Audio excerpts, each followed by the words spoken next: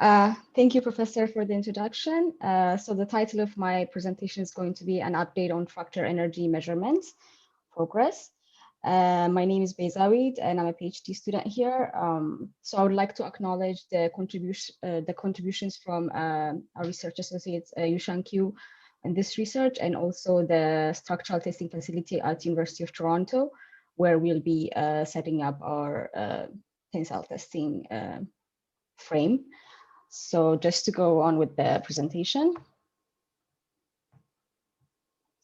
So my talk will start off with a brief discussion on linear elastic fracture mechanics and Griffith's energy balance concepts. Then I'll discuss a bit about significance of fracture energy for the industry and the different fracture energy measurement methods, the challenges in the direct tensile testing of rocks, and then I'll introduce the innovative experimental setup we have designed and manufactured for this work.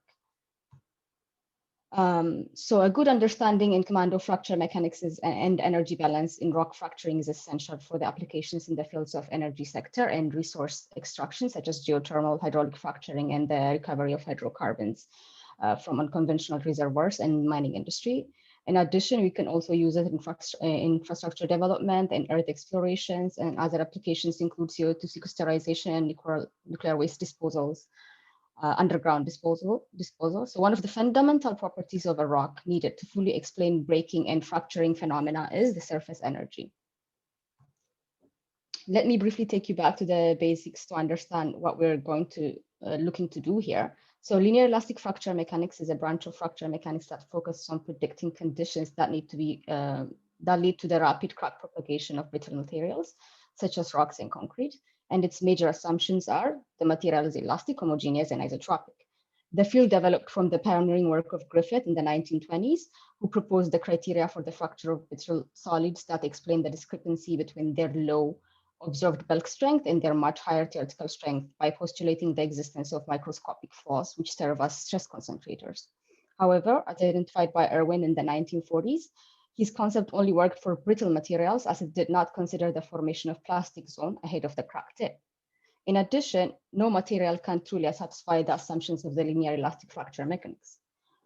However, since the application of the linear theory to fracturing presents a very powerful mathematical tool, researchers are reluctant to abandon this approach entirely. Rather, we choose to work within the framework of linear theory of elasticity and incorporate additional concepts and approximations about the behavior within the inelastic region. One of these developments is the fracture process zone. So for brittle materials ahead of the crack tip, there is a small inelastic region called the fracture process zone. This inelastic behavior would relieve the large induced stress and would result in absorption of substantial surface energy upon expansion of the fracture. So linear elastic fracture mechanics can be used if the fracture process zone is sufficiently small compared to the geometry of the crack and the specimen. This is called small scale yielding, and usually this is applicable for concrete and rocks. So to look at what energy we're talking about, Griffith's energy balance combines the concepts of atomic bond energy and strain energy. So first, from work and energy principles, we know that strain energy density of a material under stress is given by the following equation here. And from the concept of atomic bonds, it's known that in a solid that is at rest, there is an equilibrium spacing distance between pairs of atoms making up the material. When force is applied on it, depending on the direction, the atoms repel or attract each other.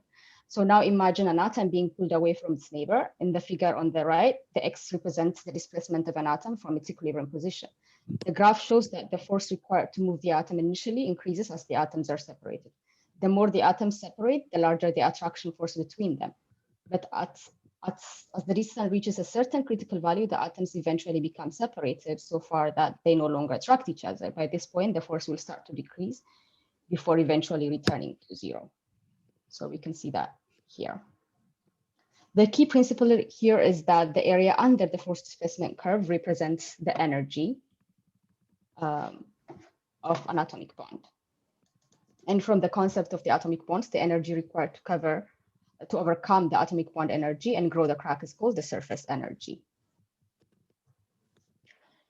So Griffith was the first to compute the total strain energy release associated with crack growth. in a simplified way, what he did was to think of the unloaded portion of the material above and below the crack, and to subtract this strain energy from the initial strain energy, as this part is the energy lost due to the unloading of this section. So as the crack propagates this way, this part becomes unloaded. The figure at the bottom shows that the total energy is the sum of the required surface energy and the remaining strain energy. So we can see that the total energy of the object increases with increasing crack length until it reaches a certain value. Additional energy must be input into the material in order to cause the crack to grow. This is called stable crack growth. However, past the specific crack length, an increase in crack length leads to a decrease in total energy. This means the crack can grow without any additional external input, which is an unstable situation that can lead to catastrophic failure. This is called unstable crack growth. So by differentiating the total energy curve with respect to the crack length, we can find the critical crack length or the critical stress at which unstable crack growth will grow. So here we will have the critical stress. And these points here indicate the fracture process zone that I'm going to discuss about later.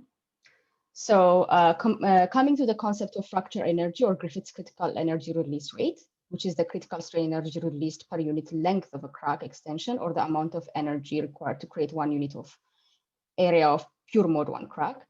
Fracture energy is considered a fixed material property. However, there have been observations in literature that it varies with size of samples when using the RILEM recommended 3-point bending test. We will discuss this in the coming slides. In design and analysis of materials, fracture energy is a very important property, as it can help to quantify the fracture toughness, which defines the material's capacity to resist crack propagation. The RILEM Technical Committee 50 proposed that mode 1 fracture energy can be obtained using the elastic softening part of the stress strain curve. And in Hillerberg's own words, it was stated the most direct way of determining mode 1 fracture energy is by means of a uniaxial tensile test where the complete stress deformation curve is measured. The test has to be stable, which means that the deformation is increased slowly without any sudden jumps. The direct tensile test is the only test which will give all the relevant information for numerical analysis. That is the tensile strength, the modulus of elasticity, the fracture energy, and the shape of the descending branch. Unfortunately, it's very difficult to perform stable tensile tests, direct tensile tests. So as mentioned in the previous page, due to the experimental challenges, there is difficulty in accurately mapping out and measuring the strain softening part of the stress strain curve. It was shown that the proper shape of the softening diagram is important for successful simulation of fracture process, both in direct and indirect tension. So we can see here, based on how stiff our testing setup is, we can get different kinds of softening curves, which will give us different fracture energy values. And from the figure on the right, we can see that what kind of stress strain curve we can expect based on the stability of the fracturing process. So if we have an unstable fracture, we're going to have straight line, semi-stable, and then stable fracture. So our aim is to get this stable fracture during the testing. So to summarize and to highlight the significance of this fracture energy, combined with acoustic emission and microseismic studies, as Edward has presented before me, and also Karim, we have discussed in the presentation before me, it plays a significant role in optimizing the recovery of hydrocarbons from unconventional reservoirs where understanding the energy budget is required. So as can be seen from the equation of the energy budget in hydraulic fracturing, for example, where the key energy budget components are fluid pressure, seismicity, fracture opening, and fracture surface area, directly measuring the fracture energy required for different reservoir rocks, such as shales, granite. This would enhance the quantification of these energy budget components. Measuring fracture energy directly would give us a significant advantage in understanding complex bedding plane related fracture propagation problems in shale rocks as well. Furthermore, it is very important parameter that is input for numerical modeling of hydraulic fracturing and other rock engineering applications. Most of these modeling tools use as input for fracture initiation and fracture interaction modeling, either the fracture toughness or fracture energy. So fracture toughness experiments can be challenging. So people have used correlations of the fracture toughness with tensile strength of rocks to determine this value. So the researchers have tried to correlate the tensile strength of the rocks to their fracture toughness, as can be seen in the figure on the right here. And we can see that there's large scatter in the data and correlation. One of the sources of the scattering in the figure may be due to the use of different direct testing methods for the rocks, tensile testing methods for the rocks. And mode 1 fracture energy toughness and tensile strength of rock can be empirically related to each other by this equation, which is valid for general rocks under the condition of quasi-static or low speed impact flowing. Now, as an example, as discussed by Karim as shown in the previous presentation, we can see here how the post-peak stress strain curve is predicted in FDEM code IRAZU, where the fracture energy is determined from the area of the post-peak stress strain curve, which is constructed using a heuristic formula given by Munjiza from the works of Evans and Marathe in 1968. So the experiment Marathe and Evans conducted was on different mixes of concrete, and they used a modified UTM with stiffness characteristics much steeper than the steepest portion of the falling branch. A frame consisting of mild steel bars and plates was constructed in between the two crossheads of the testing specimen. So the most commonly applied fracture toughness measurement methods for rocks are the semicircular bend specimen, NCC-NBD. Then it is possible to obtain the fracture energy indirectly from the mode 1 fracture toughness tests. On the other hand, to directly determine the fracture energy, the 3-point bending procedure proposed by RILEM is the most frequently used. However, it was observed, like I discussed before, that the fracture energy obtained with this method appears to change with sample size, calling into question the considerations of fracture energy as a material parameter. The size dependency of the RILEM fracture energy was explained through the concept of partial fracture energy by some researchers, who claimed it depends on the width of the fracture process zone. The larger the width of the formed fracture process zone, the larger the fracture energy. Other techniques that have been used to measure the fracture energy or the surface energy are cleavage technique, which is splitting of large rocks under controlled condition for the measuring surface energy. So this one shows the splitting mechanism. Measured values of the surface energy are generally higher than anticipated, which reflect the inelastic yielding near the extending tip of the crack. So there is something that is taking up the energy other than just creating the crack surface. And another interesting method people used was acoustic emission tests. And in this study, they used they placed acoustic emission sensors on the 3-point bending test, and they measured the energy from these acoustic emissions to map out the size of the fracture process zone. Taking all of this into consideration, if successfully designed, the direct tensile testing presents the easiest and most direct method to obtain the fracture energy for different rock types. In addition, it gives us the ability to measure elastic modulus and get the full stress strain curve for different types of rocks. So what are our targets and challenges in the direct tensile testing of rocks? We want to be able to measure the fracture energy from the area, and understanding the softening behavior of different types of rocks in uniaxial tension loading, considering symmetric and asymmetric deformations is very critical. The challenges are the specimens must not break at the interface with the platens, and secondary flexure must be avoided. And the criteria to be considered are as follows here, which is get the full stress strain curve, take into consideration the size effect, and no stress concentrations at the edges of the samples. Hence, now I will introduce the innovative direct tensile testing frame that has been designed and manufactured to give a stable post-peak stress strain curve that will allow the direct measurement of fracture energy of the rocks or concrete. If you remember in my last year's presentation, I presented a concept design of the testing mechanism. And this year, despite COVID and the several lab restrictions we faced, I'm pleased to announce we were able to have the setup manufactured, and we started running calibration tests on aluminum cylinders. So this is what the concept design looked like. We did a simple FEM analysis to check how everything was working. And this is after the manufacturing of the setup. So the test setup consists of 2 sets of platens, the outer platens, this ones, and the inner platens that will mount the sample inside. We will have 2 roller ball joints that connect the larger platens, that connect the steel bars and the specimen mounting platen to the testing frame actuator at the bottom, and then the load sail at the top. This will remove the risk of moment creation due to misalignment. So there is roller support here and here.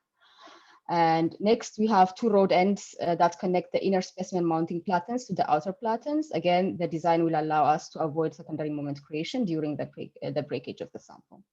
Finally, we have 2 steel bars that will be loaded simultaneously. So this too will be loaded simultaneously with the sample to keep the measured load displacement data stable during the unstable crack propagation that happens after the peak load in the rock.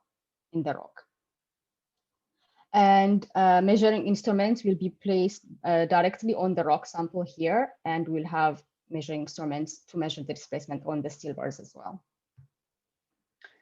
The design setup is also made to be adjustable for different size of samples, and the sample mounting will be done using high-strength structural epoxies. The calibration testing was conducted as follows, using aluminum cylinders of size 1.5 by 3 inch. As you might remember from Ali's presentation last year on calibration, which is now published, it's very important to calibrate our testing setup with a standard material to know how it's actually performing. And so we started our experimental work with the calibration, and we were able to note that improvements to our displacement sensors were required. So just to show, 2 LVDTs were placed on the outsides of the inner platens, and then an extensometer was used in one of the steel bars. This was the data from the 2 LVDTs and the extensometer used in the steel bar. We can see that one of the LVDTs, this one had measured less displacement. This is attributed to the mounting mechanism, which forces us to take into account the deformation of the platens, and quite possibly there might be a slight misalignment in the placement of the LVDT. In addition, the clip-on extensometer has high risk of slipping in the smooth steel bars that we have. So we're looking into improving the displacement measurement sensors that we're going to use. Which brings me to, so we're looking into acquiring better displacement measurement sensors, such as high resolution miniature LVDTs that can be placed on the rock directly, and also using either high resolution blue or normal laser displacement sensors. And our future works will include attaching strain gauge to the steel bars instead of using the extensometer. Calibration tests will be run on an aluminum sample again, and then testing of cored rocks and concrete samples. We want to also investigate the size effect on GF by conducting tests on different sized rock samples. In summary, this work will enable the creation of a database of fracture energy values for different rocks from the experimental data, and we will be able to experimentally determine the fracture energy of shale rocks incorporating bedding planes, giving us a better understanding of the hydraulic fracturing propagation in these rocks. And obtaining an accurate softening curve will advance the prediction capability of our fracture simulations, while also reducing the time for material calibrations.